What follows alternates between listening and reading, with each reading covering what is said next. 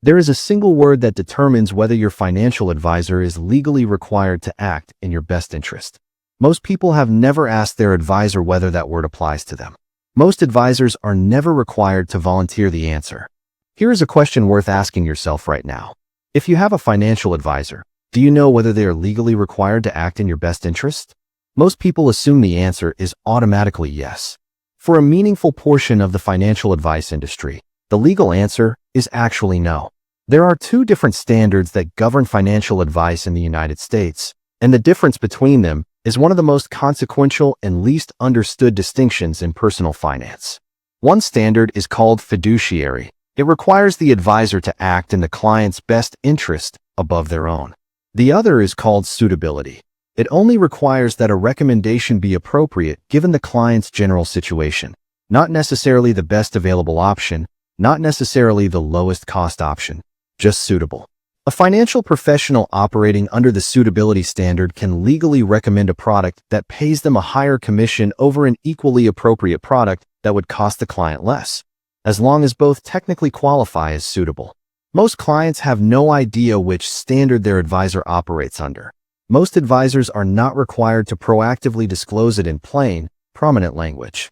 By the end of this video, you will know exactly how to find out what it actually changes about the advice you receive, and how commission structures quietly shape recommendations even when no individual advisor is acting in bad faith. Let us start with the distinction itself. Let us make this distinction concrete. A fiduciary is legally bound to put the client's interest ahead of their own. This standard applies to registered investment advisors and certified financial planners acting in specific capacities, and it requires them to consider cost, suitability, and the client's complete financial picture when making a recommendation. If a lower cost option exists that serves the client equally well or better, a true fiduciary is obligated to consider and generally recommend it. Now, consider the suitability standard, which historically applied to many broker-dealers and insurance agents, and continues to apply in various forms depending on the specific product and regulatory framework involved. Under this standard, a recommendation must be appropriate for the client's stated goals, risk tolerance, and time horizon. It does not have to be the best available option. It does not have to be the lowest cost option. It simply has to clear a relatively modest bar of being reasonably appropriate. Here is a concrete example of how this plays out. Imagine two mutual funds investing in a similar category of stocks, with similar risk profiles and similar historical performance. One charges an annual expense ratio of 0.5%, and the other charges 1.5%, and pays the selling advisor a higher commission or ongoing trail fee. Under a suitability standard, recommending the higher cost fund is not automatically a violation, as long as it is appropriate for the client's general situation. Under a true fiduciary standard, recommending the higher cost fund without a compelling reason specific to that client would be much harder to defend. Over a 20 or 30-year investment horizon, the difference between a 0.5% and a 1.5% annual fee, compounded, can reduce a client's final balance by a significant percentage, sometimes well over 20% of what the account would have otherwise grown to. The difference flows, in part, to the advisor and the firm that sold the higher cost product. The regulatory environment around this distinction has shifted over the years, with various rules proposed, implemented, and in some cases rolled back, attempting to extend stronger investor protections across more of the industry. But significant portions of the financial advice industry continue to operate under standards less strict than full fiduciary duty. And the burden remains, in practice, on the client to ask the right question. Now, let us look at the compensation structures that sit underneath this distinction. Because even when a recommendation technically clears the suitability bar, the way an advisor is paid shapes what they are likely to recommend, often in ways that operate below the level of conscious intent. Commission-based compensation means an advisor is paid a percentage or flat fee specifically tied to selling a particular product. A mutual fund with a sales load, an annuity with an upfront commission, sometimes substantial, a life insurance policy bundled with an investment component. These products are not inherently bad. Some serve genuine purposes for specific clients in specific situations. But the financial incentive structure means an advisor compensated this way has a built-in reason to favor products that pay them more, all else being roughly equal. Research in behavioral economics has documented something important about how financial incentives affect professional judgment. It is not primarily that commission-compensated advisors are consciously, deliberately choosing to harm clients for personal gain. It is that financial incentives shape perception and judgment in subtle ways that operate beneath conscious awareness. An advisor compensated more generously for recommending a specific annuity may genuinely, sincerely believe that annuity is the best option for the client, in part because the incentive structure has shaped how they evaluate the available options. This is not unique to financial advice. It is a well-documented pattern across many professions where compensation is tied to specific outcomes or product recommendations. Now, consider fee-only advisors, who charge a flat fee or a percentage of assets managed, with no commission tied to specific products. This compensation structure removes the direct incentive to favor any particular product over another, because the advisor's income does not change based on which specific fund or product the client ultimately chooses. Fee-only compensation does not guarantee good advice. An advisor can still be mediocre, poorly trained, or simply mistaken. But it removes one specific, well-documented source of incentive misalignment. The financial industry has long debated which compensation model genuinely serves clients best, and reasonable people disagree on some of the specifics. But the underlying mechanism, that how an advisor is paid shapes what they tend to recommend, often without the advisor's full conscious awareness, is well established in both academic research and regulatory investigations conducted over the past several decades. The Department of Labor's fiduciary rule proposal in the 2010s, which would have extended fiduciary requirements to a much broader range of retirement account advice, was estimated in government analysis to potentially save investors billions of dollars annually in unnecessary fees and underperforming product recommendations. That rule faced significant industry opposition and was ultimately vacated by a federal court before being fully implemented, followed by years of subsequent regulatory back and forth on narrower replacement rules.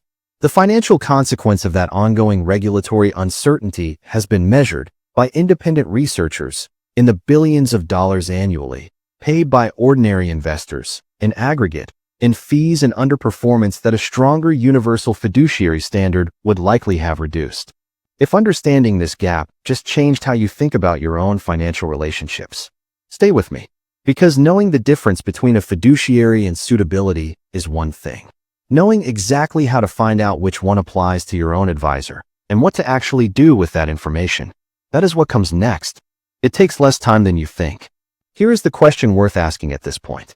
If the harm caused by suitability standard advice and commission-driven recommendations has been documented and measured for decades, why has the system not simply been fixed through stronger regulation? The answer follows a pattern this channel has covered before, applied to a new domain. The financial services industry, including brokerage firms, insurance companies, and the trade associations representing financial advisors, spends substantial sums lobbying against expanded fiduciary requirements. This is publicly disclosed lobbying expenditure documented in government filings, not a hidden conspiracy.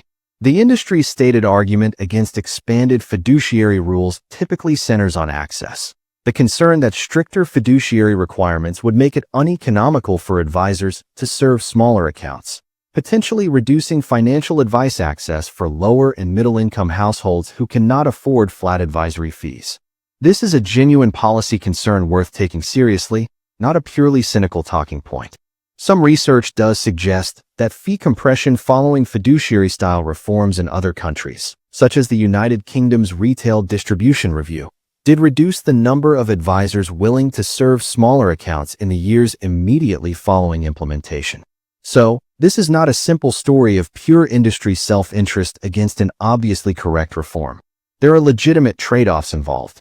But here is what tends to get lost in that legitimate policy debate.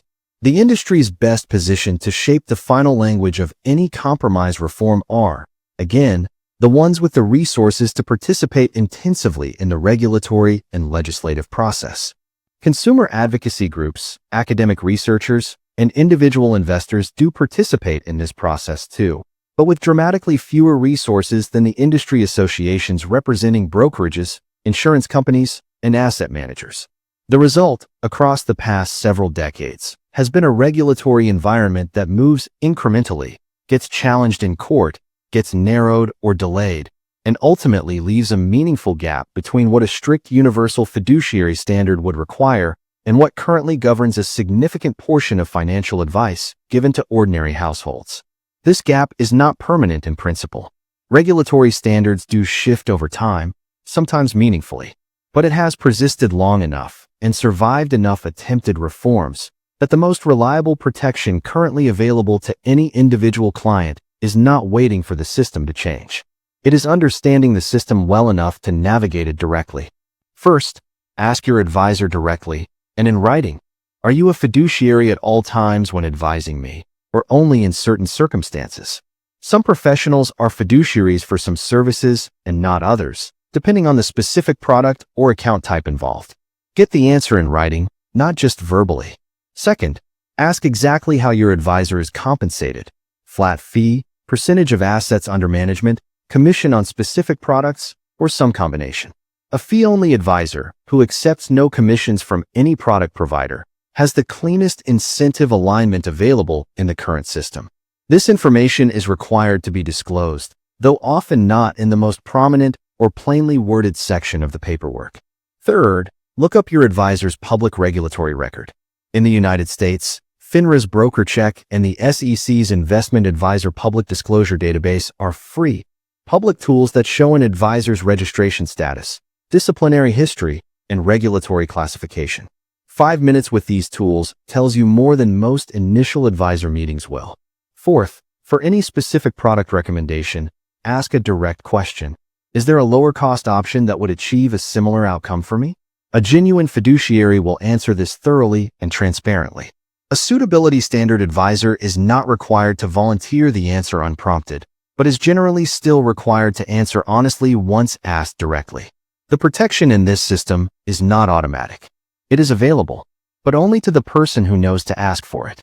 Most financial advisors are not trying to harm their clients, but the structure they operate within, the legal standard they are held to, the way they are compensated, shapes the advice you receive, whether anyone involved intends it or not. That structure is not always visible from where the client sits. Now, you know exactly what questions reveal it. Share this with one person who has never asked their advisor whether they are a fiduciary. And if you want to keep understanding the systems built around your money, subscribe to Hidden Truth Files. Hidden, no more.